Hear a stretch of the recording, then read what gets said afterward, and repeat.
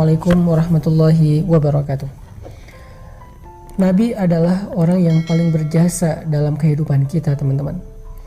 Lebih daripada jasa seorang ibu kepada anaknya, lebih daripada jasa seorang ayah kepada putra-putrinya, lebih daripada jasa seorang suami yang mencari nafkah siang dan malam kepada istrinya, lebih daripada jasa seorang istri yang setia untuk memenuhi semua kebutuhan suaminya, lebih daripada jasa seorang guru kepada muridnya walaupun guru itu tidak menuntut balasan apa-apa.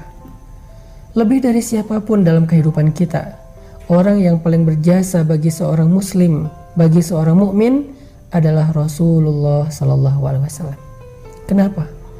Seandainya seorang ibu pernah melahirkan kita dengan segala macam pengorbanan beliau, Nabi pernah berkorban untuk kita sehingga kita menjadi seorang muslim, sehingga kita mengenal akidah, kita mengenal kebenaran, kita mengenal jalan Allah Subhanahu wa taala. Nabi yang memperkenalkan kita kepada Allah. Kalau bukan Nabi SAW, mungkin sekarang kita termasuk orang-orang yang merugi karena kesesatan kita. Kalau ayah kita pernah menafkahi kita siang dan malam mencari rezeki untuk kita, menghidupi kita, Nabi SAW yang memudahkan urusan kita di dunia dan di akhirat. Orang tua kita di akhirat tidak akan bisa menolong kita. Mereka akan sibuk dengan urusannya masing-masing. Sebagaimana firman Allah, "Yauma yafirrul mar'u min akhihi wa ummihi wa abihi wa sahibatihi wa banih." Hari ketika seseorang lari dari saudaranya, dari ibunya atau ayahnya, dari pasangannya dan anak-anaknya. Semua orang pada hari itu sibuk sendiri-sendiri. Ayah kita nanti di padang mahsyar akan ninggalin kita. Ibu kita nanti di padang mahsyar akan ninggalin kita. Keluarga kita, pasangan yang kita cintai sehidup semati, nanti dia akan meninggalkan kita. Dan itu bukan sesuatu yang tercela, karena memang semua orang akan sibuk dan panik sendiri-sendiri. Termasuk kita juga akan meninggalkan siapapun di antara keluarga besar kita. Terus siapa orang yang satu-satunya akan menolong kita, membantu kita, yang sebetulnya dia sudah memiliki tiket masuk ke surga, tetapi dia tidak masuk ke surga demi menolong kita? Satu-satunya orang yang akan berdiri di padang mahsyar, mengangkat tangannya ke hadapan Allah, menghadap ke arsy mengatakan, "Ya Rabbi, wahai Tuhanku, ummati, bagaimana keadaan umatku?" Satu-satunya orang yang akan peduli kepada kita hari itu adalah Rasulullah SAW.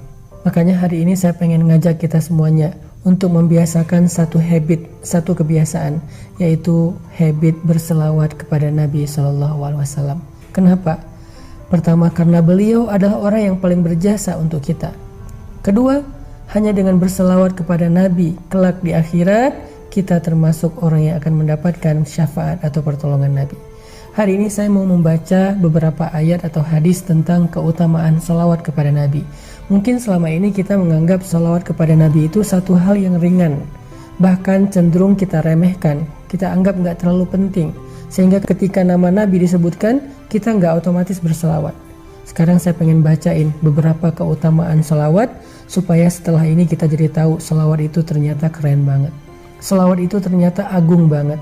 Salawat itu ternyata ibadah yang ringan, tapi pahalanya gede banget. Orang yang paling rugi adalah orang yang apabila disebutkan nama Nabi, tetapi dia tidak berselawat kepada Nabi. Bahkan Jibril marah dan benci kepada orang seperti itu. Dalam surat Al-Ahzab, Allah Subhanahu wa taala berfirman, "Sesungguhnya Allah dan malaikat berselawat kepada Nabi. Wahai orang-orang yang beriman, berselawatlah kalian kepadanya dan ucapkanlah salam penghormatan baginya." Apa pelajaran dari ayat ini? Ternyata kata para ulama, ada banyak sekali hikmah atau kebaikan yang tersimpan di dalam salawat. Yang pertama, salawat kepada Nabi itu adalah perintah Allah Subhanahu wa taala. Hukumnya wajib. Ya ayyuhalladzina amanu shallu alaihi. Wahai orang-orang yang beriman, berselawatlah kalian kepada Nabi. Sama seperti Allah mengatakan, wa aqimus shalah, dirikanlah salat, wa atuz zakah, dan tunaikanlah zakat. Sama seperti Allah mewajibkan dan memerintahkan, kutiba alaikumus shiyam, wajib bagi kalian berpuasa. Sebagaimana Allah perintahkan ibadah-ibadah yang lain secara wajib, maka seperti itulah juga kedudukan dari salawat kepada Nabi, wajib bagi orang yang beriman. Perintah Allah. Dan tahukah kita, Allah tidak mewajibkan sesuatu kecuali di dalamnya ada kebaikan yang besar. Bahkan kata Nabi SAW dalam hadis qudsi, tidaklah seorang hamba mendekatkan dirinya kepadaku dengan sesuatu yang lebih aku sukai daripada apa yang aku wajibkan. Jadi kalau kita pengen mendekatkan diri kepada Allah dengan sesuatu, dekatkanlah diri kita dengan apa yang Allah wajibkan. Salah satunya, salawat kepada Nabi. Hukumnya wajib, sallu kata Allah, berselawatlah kepadanya. Yang kedua, salawat kepada Nabi itu adalah mengikuti Allah dan malaikat. Jadi ketika kita berselawat kepada Nabi, itu bukan hanya kita sendiri yang berselawat, Allah dan malaikat aja berselawat kepada Nabi. Jadi kalau ada seseorang yang mengatakan Muhammad, Allah waktu itu, malaikat waktu yang sama menyampaikan salawat kepada Nabi Muhammad. Kenapa kita enggak? Padahal Allah yang memiliki alam semesta, Allah yang menciptakan Rasulullah SAW. Tapi Allah dan malaikat berselawat kepada Nabi ketika nama Nabi disebutkan. Terus siapa kita untuk tidak berselawat kepada beliau? Sehingga siapa yang berselawat kepada Nabi saat mendengar nama Nabi disebutkan, berarti dia telah mengikuti Allah dan para malaikat. Masuk dalam satu kebaikan yang Allah sendiri melakukannya. Ini luar biasa ya. Biasanya Allah kalau nyuruh kita melakukan satu kebaikan, Allah tidak melakukan kebaikan itu karena Allah Maha Kuasa. Malaikat tidak melakukan kebaikan itu karena Allah tidak perintahkan kepada malaikat. Biasanya Allah kalau nyuruh kita melakukan satu ibadah, hanya kita sendiri yang melakukannya, sedangkan Allah menilai ibadah kita. Tapi kali ini Allah terlibat di dalam ibadah yang sama. Walaupun Allah tidak beribadah, tetapi Allah melakukan kebaikan itu. Allah menyuruh kita berselawat, Allah sendiri berselawat untuk Nabi. Walaupun berbeda salawat kita dengan salawat Allah. Salawat kita adalah mendoakan Nabi dalam kebaikan. Salawat Allah kepada Nabi adalah memuji Nabi dengan kebaikan. Tetapi sama-sama salawat. Ini istimewanya salawat. Jadi siapapun yang berselawat kepada Nabi, berarti dia sedang berselawat bersama Allah dan para malaikat. Yang ketiga, kata Nabi, man shalla alayya salatan wahidah, sallallahu alaihi ashran. Siapa yang berselawat untukku satu kali, Allah yang akan berselawat untuknya 10 kali. Bukankah kita merasa cemburu karena Nabi mendapatkan salawat dari Allah dan kita berharap mendapatkan kebaikan yang sama? Allah selalu berselawat untuk Nabi, malaikat berselawat untuk Nabi. Terus kita gimana? Ternyata kita juga bisa dapat salawat dari Allah. Caranya berselawatlah kepada Nabi. Bahkan sekali kita berselawat untuk Nabi, Allah berselawat untuk kita 10 kali. Apa arti Allah berselawat untuk kita? Allah memuji kita di arasy-Nya. Allah memuji kita di surganya. Allah memuji kita di hadapan malaikat-malaikatnya. Sehingga dengan kita rajin berselawat untuk Nabi, kita jadi selebgram di langit. Dikenal oleh banyak penduduk langit karena sering dipuji-puji, dimention sama Allah Subhanahu wa taala. Yang keempat, Nabi SAW bersabda, man shalla alayya salatan sallallahu alaihi 10 salawatin wa huttat anhu 10 khatayatin wa rufi'at lahu 10 darajatin. Siapa yang berselawat kepadaku 1 kali, maka Allah akan berselawat untuknya 10 kali. Allah memuji dia 10 kali. Lalu dihapuskan darinya 10 kesalahan dan ditinggikan baginya 10 tingkatan. Kita tahu berapa jumlah tingkatan surga? Jumlah tingkatan surga sebanyak ayat Al-Quran di dalam mushaf Al-Quran. Maka siapa yang berselawat kepada Nabi 1 kali, Allah angkat derajatnya di dalam surga 10 tingkatan. Allah hapuskan baginya 10 kesalahan. Luar biasa salawat ini. Padahal cuma ngomong sallallahu alaihi wasallam.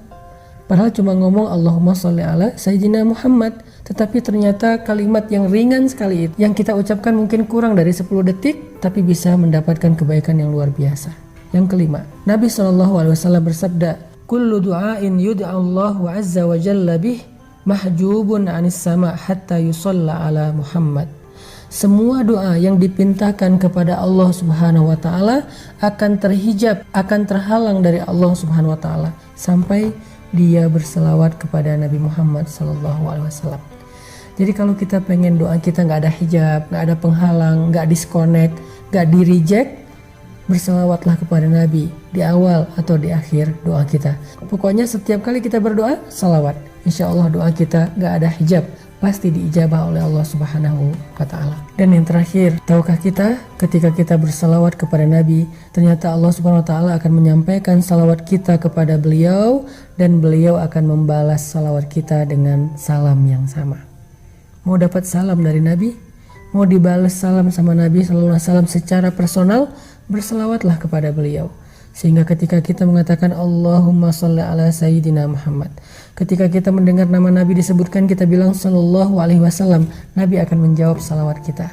Nabi akan membalas salam kita. Sehingga kita termasuk orang yang sering saling memberi salam dengan Nabi Sallallahu Alaihi Wasallam. Mudah-mudahan sejak hari ini kita akan dawamkan salawat setiap kali kita mendengar nama Nabi disebutkan, atau kita berselawat di waktu-waktu kapanpun kita mau, sehingga Allah Subhanahu wa Ta'ala berikan kepada kita semua kebaikan yang ada dan terkandung di dalam salawat. Jadi hari ini kita jadi tahu ternyata salawat itu bukan amalan biasa, tetapi termasuk di antara ibadah yang ringan tapi pahalanya luar biasa di sisi Allah.